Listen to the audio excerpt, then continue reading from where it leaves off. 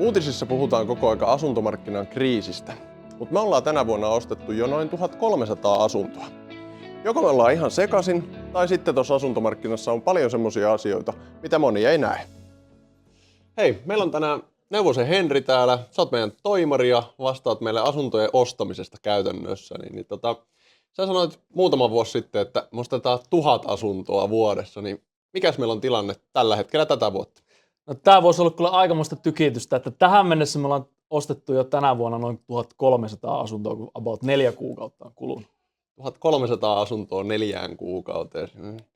Nyt ihan äkkiseltä osaan laskea, että montako kämppää per päivä, mutta ihan hillitön määrä kuitenkin. Niin käydään vähän läpi, että miten se on, niin kuin, mistä tämä koostuu ylipäätään tollainen määrä asuntoja. Ei niitä ihan yksittäisinä asuntoja ja etuovelta ostella.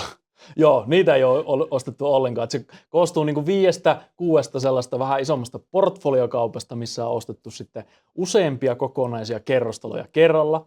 Ja sitten muutamasta tämmöistä yksittäisestä kerrostalosta siihen kylkeen. Niin kaikkinensa siitä tuli sitten noin 1300 asuntoa. Eli pienin yksikkö on 1 kerrostalo ja portfolio on sitten monta kerrostaloa. Ja just näin. näitä monen kerrostalon portfolioja on sitten monta, mitä on sitten ostettu jo tässä tämän vuoden puolella. Just näin. Ja yksi poikkeus siihenkin, että 1 talo, mikä ostettiin, niin siitä ei ostettu ihan koko kerrostaloa, vaan joku 70 pinnaa tai jotain semmoista. Jotta saadaan vähän sitä kokonaiskuvaa, niin mikä se hajonta on niin kuin maantieteellisesti kohdetyypeiltä ikäjakauman karkeasti, että missä liikutaan? Joo, me ostetaan tosi erilaisia kohteita ja ihan ympäri Suomea. Että siinä on Tamperetta ja Helsinkiä ja sitten on muita Suomen isoja kaupunkeja ja muutamia pienempiäkin paikkakuntia siellä sitten seassa. Ja kohteiden iät vaihtelee kanssa.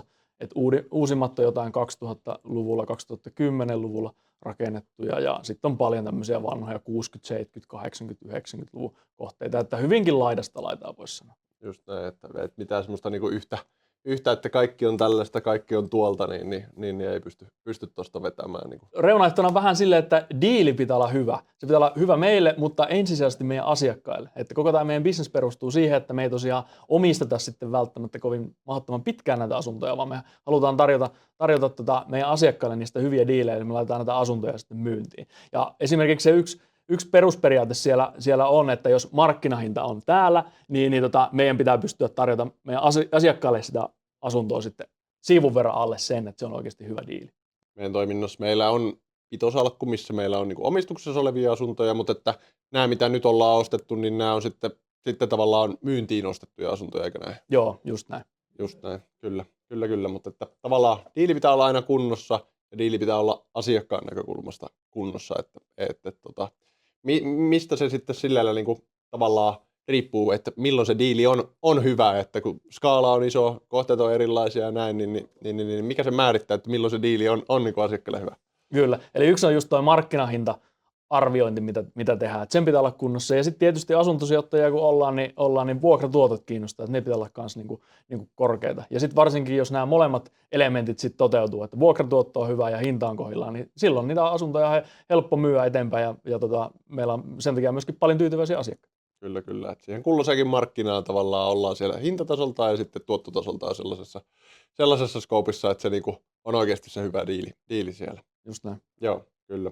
No hei, jos palataan vähän siihen ostamiseen ja ostettujen asuntojen määrä on ollut valtava. Tämä markkina sinällään ei ole niinku näyttäytynyt kauhean houkuttelevana tai positiivissävytteisenä niin kuin asuntomarkkina ylipäätään, niin mitä sä näet niin kuin tekijöitä meidän toiminnassa, että miten tämä on ollut ylipäätään mahdollista tuommoinen niin kuin noin ison määrän ostaminen niin kuin tällaisessa markkinatilanteessa? Joo, kyllä. No ensinnäkin meitä auttaa tietysti se, että meille tulee nyt 15 vuotta yhtiölle ikää jo tuossa kesällä, että meillä on aika pitkä niin kuin historia, me tiedetään mistä kohteita saa niin kuin ostettua ja meillä on tietysti myös sitten pelimerkkejä, millä niitä kohteita sitten ostaa. Meillä on rahoitusasiat kunnossa, talousasiat on kunnossa. Sitten tämä markkina on tietysti vähän tämmöinen erikoinen tällä hetkellä. Että tällä hetkellä on, jos peilaa muutaman vuoden taaksepäin, niin silloin oli enemmän ostajia kuin on tällä hetkellä.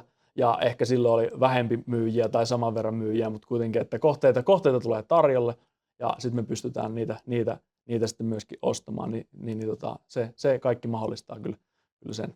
Ja jos tavallaan sit heitetään toi sama kysymys niin kuin yksittäisen piensijoittajan näkökulmasta, niin Eikö siellä ole vähän niin kuin samanlaisia elementtejä tavallaan niin kuin tuossa tämänhetkisessä markkinatilanteessa ja siinä, että jos sä haluat tuossa niin kuin asuntomarkkinassa pärjätä, niin mitä sä oot mieltä siitä?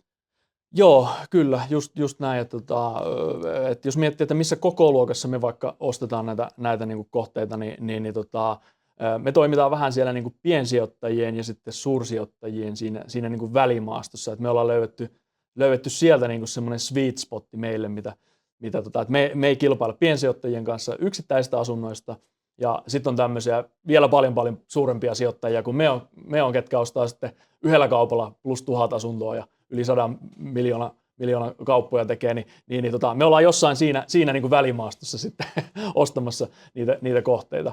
Ja tosiaan niin kuin, jos miettii sen piensijoittajan näkökulmasta, niin nyt on kuitenkin niin ostajamarkkinat niin kuin sekä täällä kokonaisten kerrostalojen puolella että myöskin sitten yksittäisten asuntojen puolella. Että nyt on niin kuin Etuovessa Oikotiellä kuitenkin, jos menee kattoon, niin kyllä siellä niin kuin tarjontaa on. Ja siellä on myös semmoisia asuntoja mukana, mitkä muutama vuosi sitten ne olisi vaikka viety niin kuin ihan heti niin kuin käsistä, ne olisi tarjottu niistä heti ehkä yli pyynninkin. Et nyt siellä saattaa olla samoja asuntoja, ja sitten ne on vielä paljon halvemmalla siellä niin kyllä mun mielestä kannattaa tätä ostajamarkkinaa tällä hetkellä käyttää hyväksi niin kuin tälleen isompana sijoittajana ja nyt vähän pienempänä sijoittajana. Just näin, kyllä.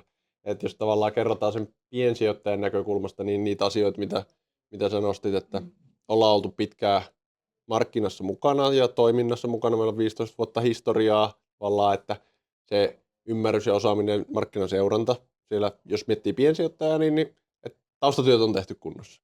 Sitten mainitsit rahoituksen, että pelimerkit on kondiksessa ja se rahoitusasema on semmoinen, että saa rahoitusta ja sitten tavallaan nyt tämä tämänhetkinen markkina, on se sitten isommassa mittakaavassa tuolla, kun ostetaan kokonaisia kerrostaloja, isoja portfolioja tai sitten siellä niinku ihan yksittäisissä asunnoissa kanssa, niin mahdollisuuksia ja pelinpaikkoja tulee, kun on hereillä, katsoo niitä ja tarttuu niihin. Kyllä, just noin. Tuossa tulee aika hyvin nuo elementit. Ja sitten pitää tosiaan se oman kassan vielä siihen päälle kunnossa. Ja sitten varsinkin Etuovi Oikotie-akselilla, että rohkeasti vaan sitten katselemaan kohteita ja tarjoamaan niistä ja neuvottelemaan niistä kaupoista ja ehdoista.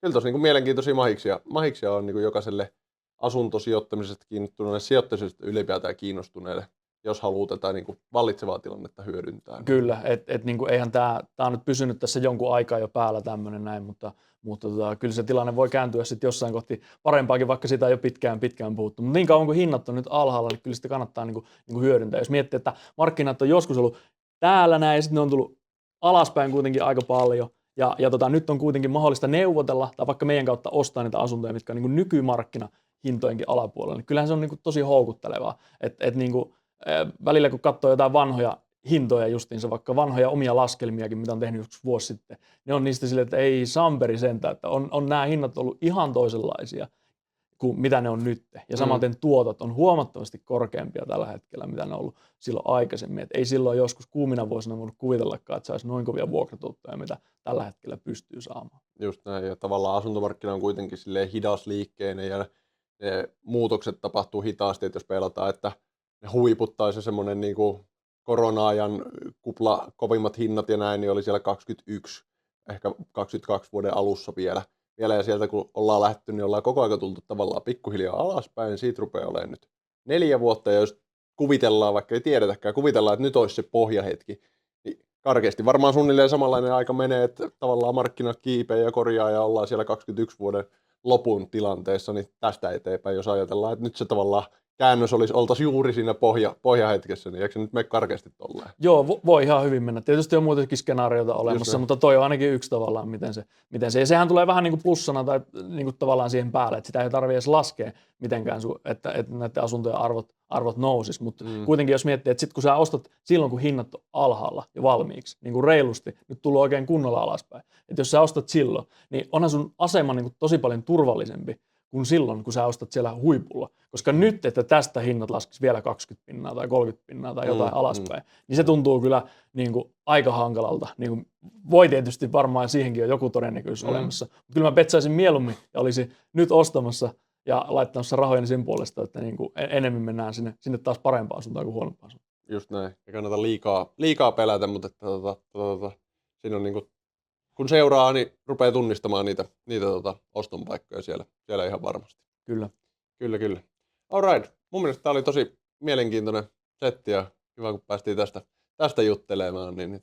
Tässä oli varmasti hyviä juttuja tavallaan niin kuin meidän toiminnasta, mutta niin kuin jokaiselle, joka asuntosijoittumisesta ja asuntomarkkinasta on kiinnostunut, niin semmoisia hommia, mitä voi poimia. Just näin. Kiitos. Yes, kiitoksia.